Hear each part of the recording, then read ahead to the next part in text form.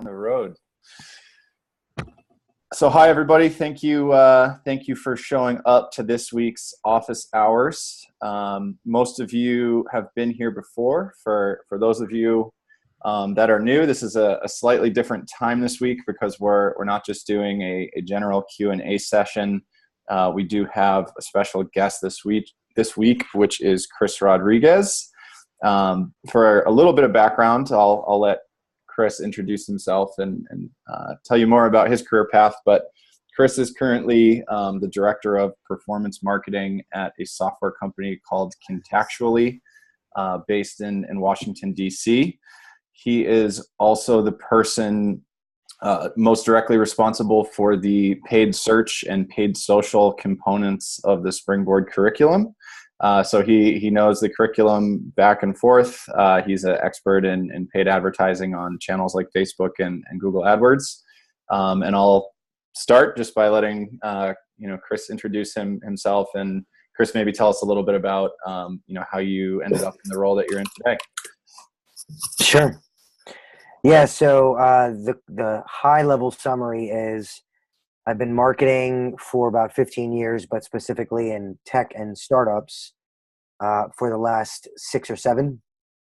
And throughout the whole period, be it pre-tech or during tech, I had always focused on target markets and driving traffic. Just so happens that I started pre-ads using that mentality, building communities, figuring out calls to action, etc. And then it was a natural transition into an ad focus. So I started to get my chops in both Facebook ads and Google AdWords, more so when I was in tech and startups. So the last 7 years. And I've clearly just by experience, sometimes not so academic, right? The best learnings are sort of being thrown into the fire, and that is a very startup thing that occurs. So I've been able to have a lot of real world experience setting up campaigns, learning nuances. Just grateful for the constant experience there. And specifically as it relates to, let's say, what I'm doing today. So director of performance marketing specifically is focused on managing advertising, but more importantly, focusing on the ROI, the metrics, the analytics of your efforts, and a continued optimization. So imagine a standard week includes launching of campaigns, analysis of campaigns, optimizing of campaigns per platform, right? So the same process for a Facebook ad, the same process for an AdWords, et cetera. And across all that paid digital advertising, Chris, either on a per month or per year basis, roughly what type of budget are you managing? Well, I've managed many different tiers of budgets, but nowadays we're managing $1 million plus per year. Depends on the month, because one thing that is very evident for our vertical, and it may or may not be the same case for any of your individual verticals, but I'm promoting a CRM in the real estate vertical. So Contactually is not just broadly a CRM, it used to be, but it's very specifically a real estate CRM. And so the seasonality that comes with the real estate business. So if you are an agent or a broker, there's certain things that are locked in from your 12-month schedule, certain boom seasons, certain down seasons, etc. And so I need to advertise accordingly. Spend when they're ready, don't spend when they're not ready, that type of stuff. Sounds good. Appreciate the introduction. Sure. At this point, I'm going to throw you to the wolves. This is really meant to be the students' time. So I'll open the floodgates for questions and we can go from there. All right. Sounds good. Hello, everybody. I see Lisa, Rishi, and Michelle. What's going on, y'all? Hey, Chris. Thanks for being on the call today. Sounds like you have an amazing background on paid advertising, and it's definitely one of the things that I'm interested in. So thanks for being here today. No, thank you for having me. Before you continue, Rishi, I actually was given the notes and questions that you specifically had asked. Great. So I have small amount of context, but yes, I'm able to speak to that if you're interested. Yeah, sure. I'll let other students jump in too and say hello, and we can get to my questions. Sure, for sure. Anybody with specific questions to start, or do we want to? I have a quick question. Chris, if you're dealing with a really small client, someone who's just starting a business on their own, and it's a service business, so he needs to drive traffic, he needs to get calls, as soon as possible. Originally, he was going to do, of course, from a cost desire, he wanted to do most of that organically, but I don't know if that's going to get him the kind of boost that he needs to get his business off the ground. So I guess the core of my question is, in which direction would you lead a client like that when it comes to paid advertising for their business? Sure. Would you suggest something like Facebook ads, or do you think that takes longer for him to start getting the exposure that he would need? So there's a lot there. So I will try to plow through Thank some you. of those questions one by one. So the first thing is, it's important to always root yourself in the differences between Google AdWords and Facebook ads. Google AdWords is by definition intent-based. I am searching for something. I have a need. I have a desire for this thing. So if the thing is the service that your business is offering, then clearly I'm a motivated potential buyer because I'm looking for this thing, right? So in your example, I would say if we're talking about speed and quality of leads, it is a very, I would root myself in search ads first and foremost. Now, when I said there was a lot there, it's because there's an immediate caveat to what I just said, which is I'm not aware what your goal cost per lead, cost per X. In other words, what is your tolerance for spend? Because that can clearly get out of hand if you're not hyper aware of that, right? So certain search terms are particularly expensive.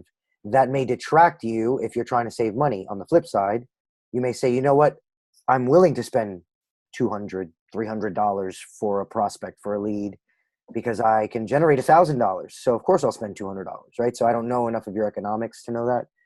But generally speaking, I would lean on search ads. Now, that does not mean to exclude Facebook ads, because Facebook ads is clearly more robust from a persona targeting standpoint. So completely depending on what service is being sold, that will clearly determine the persona makeup of the buyer, whoever he or she may be. And from there, clearly putting that persona as a target in Facebook ads is going to, at the very least, get you visibility for the exact right human being. They will at least know you exist. It's another step to say, okay, are they clicking my ad, et cetera, et cetera. But yeah, Facebook certainly has a use case as well here, for sure. It's a pest control company. So I think, as you're saying, people are specifically looking for it when they're looking for it. Sure. It's very need activated. So search ads, and when you say search ads, just for my own clarity, you mean Google AdWords, correct? I mean Google AdWords, yes. Okay. And by, though we haven't covered it in the course, Bing search ads is comparable. Okay. Perfect. Thank you very much. Yeah, sure, of course. And look, just riffing on the idea, pest control, any types of services like that have a hyper local element to them. Yes. Right? Like I want something fixed. I'm not going to look broadly for a fixer. I'm going to look for the person who's local. Yes. So in that case, the region or the location, be it the city, be it a neighborhood name, be it, I know Rishi is in New York City. So be it in the case of New York City, is it a name of a borough versus a neighborhood? Like whatever the case, the different regional options, I would simply add that to pest control. pest control New York City, pest control Brooklyn, pest control whatever, and because that's generally a search behavior. So you want to get ahead of that and be in all of those locations. All right, thank you. That's great advice. If I can add anything to that, I think as Chris is talking, what jumps in my head is do some testing with both. He gave some great ideas about using both platforms. Talk with this person and say, listen, let's do X amount of budget for both of these things, and let's try things out. I think the local angle here is great because you can control your cost. You're not broadcasting nationally for a service like pest control. Right. Sounds interesting. I'm curious to see what comes out of it. Yes, thank you. I'll keep everyone updated. On the Facebook targeting level, things that come to mind would be anything around homeowner, right? So there's a couple of different fields that are related to, does one own a home, total amount of kids, that kind of stuff. So I would poke around for any and every targeting option that has that is home related. Just feels like a logical extension. Thank you. And when you say that, and I'm sorry if this is like a premature question for the curriculum. Well, that's true. I don't know where you all are. I'm not quite to that point yet, but just in short, so when I'm setting it up for the Facebook ads, can I put in specifically like homeowners? I didn't know if that was something I could break down with Facebook ads. Sure. So what I was specifically referring to is in your Facebook ad targeting section, there is a field, a drop down called detailed targeting. And that's really where, frankly, where the fun is, because a lot of the other stuff is sort of standard demographics, age, gender, location. And you obviously want to account for that and do the best job there so that you cut off large chunks of people that don't apply. Right. But what I was referring to was in the behaviors section. They have different types of fields here that you can target. So, for example, residential profile. It's actually a field that Facebook essentially does a data buying transfer with various data providers. And so they can tell you that Chris Rodriguez, attached to email XYZ, buys this type of product, owns this type of house, has this many kids, etc. Like it gets pretty granular if you want to go in that direction. Okay. So to wrap up the thought, I was specifically talking about residential profiles. It says, is someone likely to move? Is someone a new mover? Is someone a recent home buyer, a recent mortgage borrower? So these are clearly home oriented things, and I encourage you to poke around and see more of that. But that's anything. Yeah, thank you.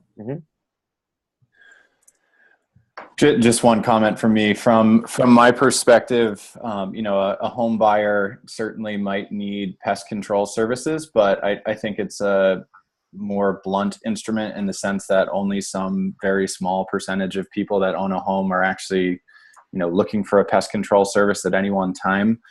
So going back to Chris's comment about sort of persona targeting versus search intent, personally, this is one where I would look at search intent first, because those are sort of the people raising their hands saying, hey, I need a pest service company. Totally. Okay, wonderful. Thank you very much. Pleasure, yeah. All right, can I shoot a couple questions, Chris? Please. Would it be beneficial if, I took notes on your video, so would it be beneficial if I outlined what I think I heard and then you can affirm or not? Yeah, sure. Okay, let's go. Cool. So, I can, yeah. While you do that, Chris, I'll just share a screen too that's going to link to some of the information Rishi shared, but go ahead. Cool. Yeah. So if I recap this correctly, your target is a real estate broker in Brooklyn who has a particular property. And the challenge is, what is the best ad unit and process to get ROI from that? And you have a specific budget and specific timeline, $200 1 week. And the challenge was you were trying to figure out, well, the client wanted to do what a standard click of ad, hit landing page, then convert. And your argument was that that is probably less appropriate here for getting the lead. You didn't want to send them off of the site. So you were recommending that essentially you keep them inside Facebook. And then you outlined some audiences specifically, and you were testing both of them. One is the entirety of the borough of Brooklyn, 2.5 million, 2.25 million. And another one was much more hyper segmented with smaller age group income, the likely to move filter that I just referenced. And that was a 200K audience. So one is 11X, the other one broad versus micro on the targeting is a point that I'm taking away.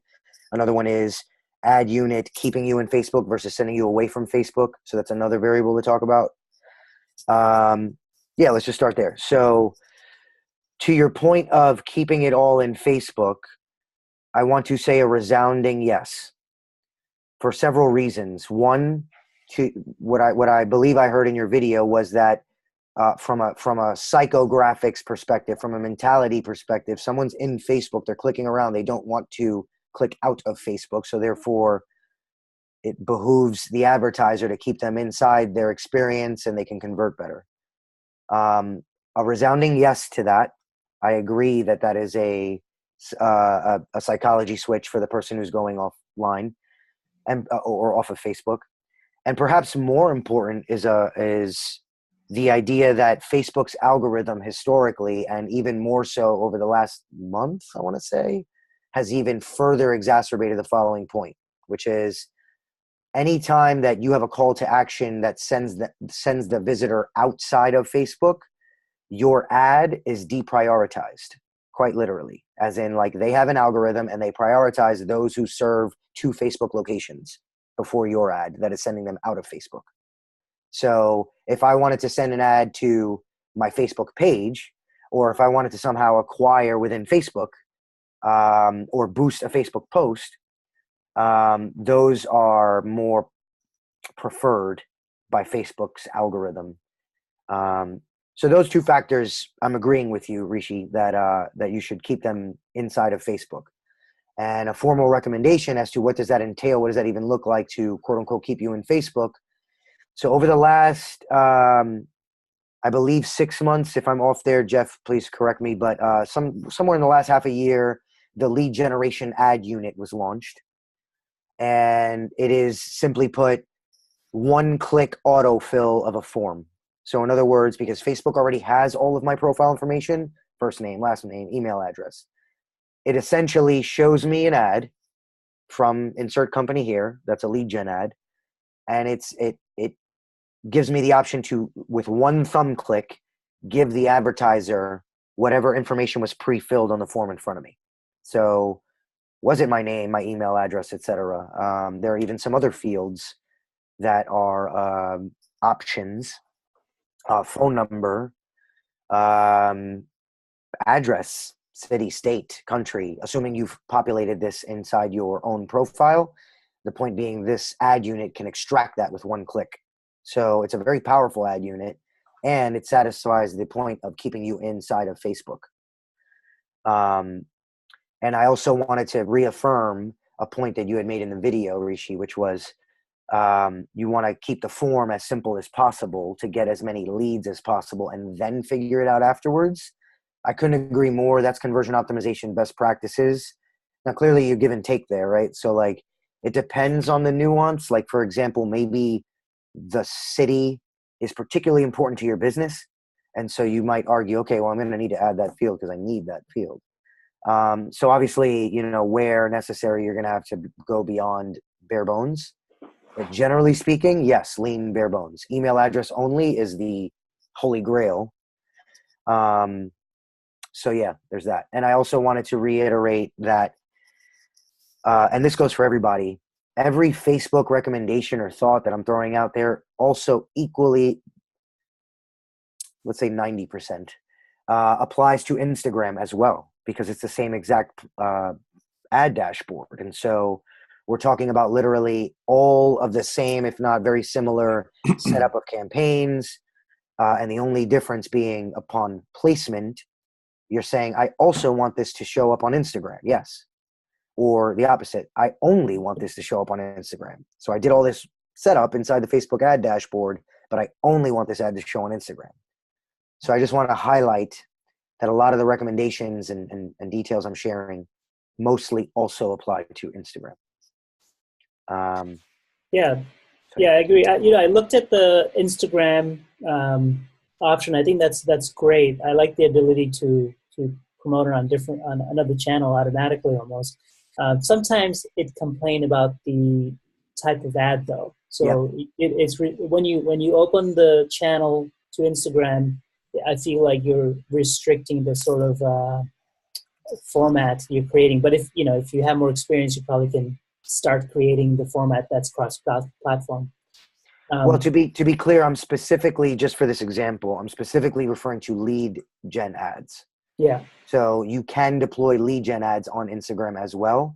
Yes, broadly speaking, you can use the Facebook ad dashboard to deploy Instagram ads, but clearly you're going to need to optimize for every experience. So if you're going to deploy to Instagram, you need to think about how it looks on Instagram. And clearly, if they don't allow that particular ad unit to serve on Instagram, then that's that's what I found, because it was a video. You know how Instagram stops; it doesn't play that video automatically. It gave me some problems. But your point noted. Thank you. Yeah, sure. In terms of optimization, we realized that collecting the basic information wasn't enough because the agent wanted to pre-qualify. Mm-hmm. You can collect 100 emails, but if none of them are interested in buying them, what's the point? So we went in for actually in campaign flight, and then added another field that asked the question, are you interested in X or Y, which helped. Awesome. Yeah, like a simple survey yes or no question is a really good just a binary part of the quick fix. It's a quick fix because instead of like trying to establish that answer through multiple different fields and entries, you just get right at it. So it's smart. Yeah. Mm-hmm. All right. Thank you for answering my question. Yeah, Appreciate for sure. If the students don't have any questions, the only other question I would throw out there is I would love to see your thought process on how you go to create KPIs when it comes to doing these ads, and how do you think about creating those KPIs, because you have lots of things to report on, right? So in this particular example, or any other example, just it'll be good to see what your thought process on how do you begin to even think about it, or the steps Sure. you might take. I mean, at a high level, whatever your industry, you are selling a thing, hence the reason why you're advertising, generally speaking. And so my first KPI is total number of units sold, downloaded, etc., whatever the unit is. And that generally is a website KPI of which your ad is driving to the website, right? So envisioning the funnel, you're serving the ad impression. So let me go reverse here. You're serving the ad impression, and then you are getting people to engage with the ad, and then they hit the site, and then here is where the real action occurs to lead to the final sale, and the sale is the KPI that I'm referencing right now. So that's the one that you always start with. That's like when your boss telling you, like, how much money did we make? They just want to know the bottom line, right? So the bottom line is always the starting KPI. And then I'm a big fan of lever KPIs. So what matters within this step before the step, and let me focus on that metric and improve that metric. So for example, on the ad itself that led to I took two steps there. So the conversion, what happens prior to the conversion is the page itself, how well did it convert? And so the conversion rate of that page is a KPI for that page step.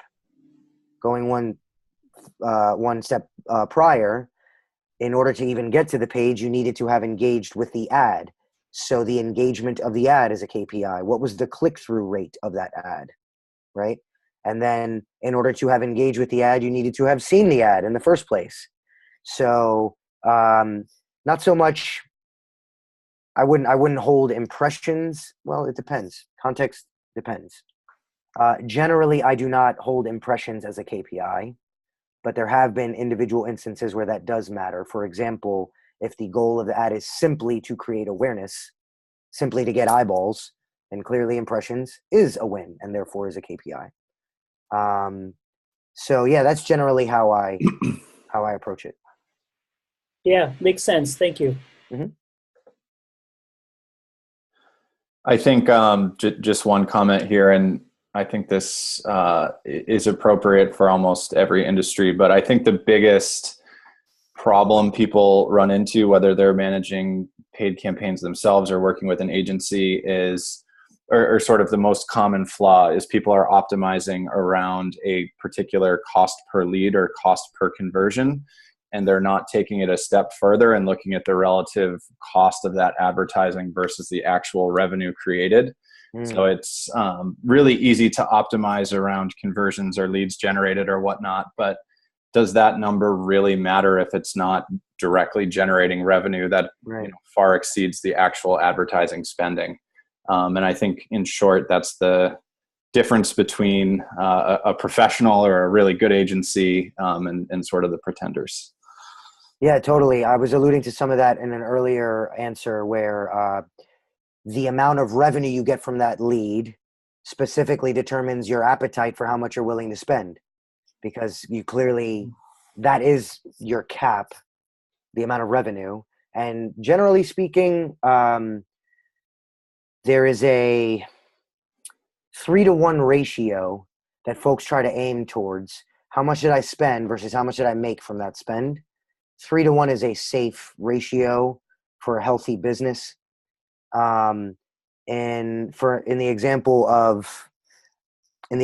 of subscription products and the cost to acquire the customer, we have this LTV to CAC ratio. LTV stands for lifetime value. So, for example, if I am a Netflix customer and I spend $10 a month and I was with them for 10 months, then my LTV is $100.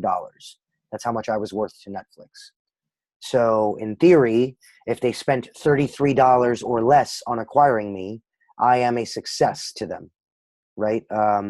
So that same logic holds almost agnostic, like regardless of your industry, your service you're selling, etc. You want to generally aim for that ratio, I've found.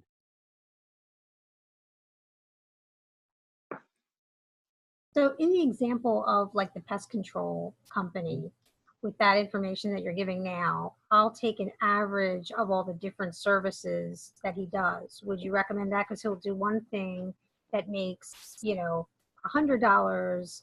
So there's something else that makes more like $60, but then he'll do termites or bed bugs, and those can be like $800. So with that kind of a wide range, though, do you feel that that's a safe equation for me to put together for him to recommend how much he should spend? Well, my first reaction is though that is the same service provider, those are decidedly different services. And so therefore, in my mind, especially since each of those services has a different revenue, right? I would treat them separately to get the learning. So break this it is down. this is kind of a little bit of Rishi had started with some of this tone, which was I would test the various things, right? So in this case, I would have a campaign per service with a small enough budget to have a semi-learning as to if there's some interest more so for one service than another, or if there's maybe you had a handful of conversions per effort and you can now legitimately see what the cost to acquire is or the ratio. That's my first reaction. And my second reaction is LTV can be multiple different things, meaning it's the amount that you are worth to me, bottom line. So if you buy one thing from me, then you are worth the cost of that thing, right? But LTV specifically is meant to account for lifetime value. Right. So a lot of these service companies, they have recurring buyers, right? Because if you like a vendor, I'm going to keep calling that vendor. So I'm not going to sit here and pretend like I know much about the pest control industry, but what I can say is it would appear on the surface to be the same as most other home vendors, which is if I like you, I'm going to keep calling you. So that the reason why I say that is for your challenge is to sort of unwrap from the client. How often do people come back? How many times do you see, like what percentage of your customers come back a second time, come back a third time, come back a fourth time, etc.? And if you can start to unwrap some of that, then that will really give you clarity as to how much you're willing to spend. Why? Because if it's $800 per termite service and everybody comes back at least twice, then you now have $2,400 to play with, not $800. So in theory, I'm not advocating this, but in theory, you could spend $800 to acquire that $800 service provider if you knew that they would come back twice. Does that make sense? Yes, that makes sense. I'm speaking in abstracts a little bit because I'm clearly like in the clouds on this one. I don't know But it much totally of the makes details. sense. And with, Okay. it makes sense, as you're saying, to almost treat them as like separate campaigns when there's that big of a range. But you're 100% correct that a lot of his customers are like monthly customers. Yeah, even better. So the acquisition, so in other words, like reverse engineer success here, which is if I can get one customer for this person, that's not one sale, that's 12 sales. Right. So now you think about that one person as a 12 sale opportunity. Right. Let's just say, right? One thing, not to cannibalize everything I've just said, but one thing to consider is that though you can do the math to have an understanding of how often people recur and how often they come back so you can feel good about your overall metrics, you certainly can't guarantee that each and every individual acquisition is going to recur just because that's the average. So therefore, those same unit economics, you should be optimizing for the one-off. So the 3-to-1 ratio should still hold for the one-off, but I'm simply educating you as a Facebook marketer that Right. understand the full process and know what you have to play with, but still optimize micro. But just know the ratios and know the room you have to play with. Because at that point, we can only assume the one time. Exactly right. Okay. That's exactly right. That makes sense. Thank you. But as you grow your relationship with this client, because it's beyond just the question you're asking me, it's how do I actually operationalize this person? Right. Sorry about that. It went dark there. That's for your own context to say, as you're getting these micro conversions, always keep in mind that there's a larger resell opportunity and you have some buffer room. And if there's ever any pushback, all of us Facebook marketers always experience that. If there's ever any pushback, you now have ammunition to speak to that. Wait a second, there's this many recurring customers. So really the metrics are this way, just for your own awareness. Mm-hmm. Thank you. Mm-hmm. Pleasure. Not to put you on the spot, but Lisa Wilson, I see you very quiet there this whole time. I would love to hear your thoughts on all this stuff I'm throwing out there. Hey, Chris. I'm just starting the program. I'm in my 3rd week, but everything you're saying resonates with me. Awesome. I worked for Yelp for a little while. Oh, wow. And I got kind of thrown into it, but a lot of the terminology you're using, it's starting to make sense. It's starting to click. Mm-hmm. So I'm just absorbing quite a bit right now. Cool. I guess if I have one question for you, I'm thinking about when I'm done with the program, maybe working with a company for a while, but I would really like to consult or do freelance or something like that. So if you can push any guidance towards me, sure. I'm all here to hear it. Yeah, if I'm hearing the question correctly, it's high level. How do I break into Facebook ads consulting or advertising consulting? Yeah. And I'm happy to share some thoughts, and I know Jeff, you've got a few as well. Basically, it's a bit of a catch-22 in the sense that you sort of need a track record in the first place in order to have someone entrust you with a budget. So it's the same. It's the same for many different industries. And so my recommendation is to get started in some capacity with a situation that you are trusted to run the show. It could be a friend. It could be anything. It could be a local business, a family member's local business. But you need to establish baseline metrics of some sort. Sure. Yeah, I'm So, planning on using my own business as a testing ground. Perfect. So I was able to improve the cost per conversion X%. You can only say that by having done a few efforts, right? Mhm. So once you're in this weird phase where you're doing like free or really low cost work in order to accrue these testimonials and case studies, et cetera, and baselines. But assuming you have done that and you have some sort of a groundswell of positive affirmations, data, testimonials, my recommendation is to hit the ground, meaning physically find a few verticals that you're comfortable shaking hands, hitting the ground, and basically talking to 100 people, knowing that 95 are going to reject you, but 5 will say yes, and now you have a 5% conversion rate. Yeah. I would focus on industries that have absolutely no clue about digital marketing. Okay. Because then you have an advantage coming in and simply speaking truth. Hey, I can optimize these Facebook ad campaigns for you. I could target by this, target by that. And it's not rocket science because you've just went through a robust course and you feel good about it. But to them, it's like you are the expert of all experts. I don't know anybody who knows what you're talking about right now. So yes, let's work together. I would start from the ground up with those verticals. In my experience, those verticals are things like restaurants, bars,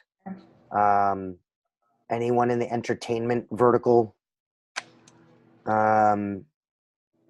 Yeah. Cool. Mhm. That's my industry. So. Okay, perfect. Yeah. I can jump in here with a couple comments. Yeah. One is, as part of the curriculum, you're given $100 to spend on both Google and Facebook. So that will give you some experience actually deploying these campaigns with very, very low budgets. But Springboard has recently, and I think this is news to all of you on the call, signed a partnership with Google, where all the students in this program are going to be able to spend $10,000 in Google AdWords on behalf of a nonprofit that Google has a partnership with. So all of you will be going through the training that's part of this curriculum, but you'll also be matched with a nonprofit organization, and you'll be able to deploy a budget of $10,000, which is certainly experience that most people breaking into paid advertising don't have. So I think that's going to give you a huge leg up if this is an area of interest for you. Yeehaw. Wow. Impressive. Good for you all. Yo. $10,000. I could tell you I didn't accrue $10,000 in total spend for a little bit of time before I started to get the wheels rolling on my advertising career. So to be able to kick off with that level of spend and learnings is invaluable. It's awesome. Thank you for mentioning that, Jeff. I was just going to say that I know that Google often runs a promotion when you sign up for a new account. Sure. So I was going to mention to Michelle that if as you help your friend, if you're creating a new domain, they have generally 2 offers. One is a service model where they say if you spend $25, we'll give you $100, $150 credit, but we'll help you create the ad. Which is good, but you may not get the learning that you want because they're going to run it for you and they'll try to pitch more budget. The second promotion generally is if you spend, again, $25, they'll give you $100 ad credit if you spend the 25 or 50 within a 30-day period. So keep an eye out for that. Yeah, thank you. But $10,000 to spend on a nonprofit, that's great, Jeff. Mm-hmm. Thanks. Yep, you'll all hear a lot more about that in the coming weeks. We're rewriting part of the curriculum to include that project for all the students. Some more to come on that front.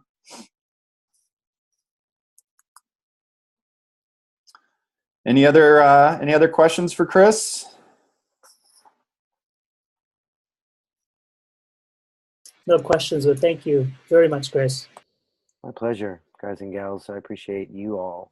Yeah, All right. Well, thank you so much for the time, Chris. We really, really appreciate you being here. And I think it was particularly insightful this week. And hopefully we can Nice. have you back again another time. Yeah, for sure.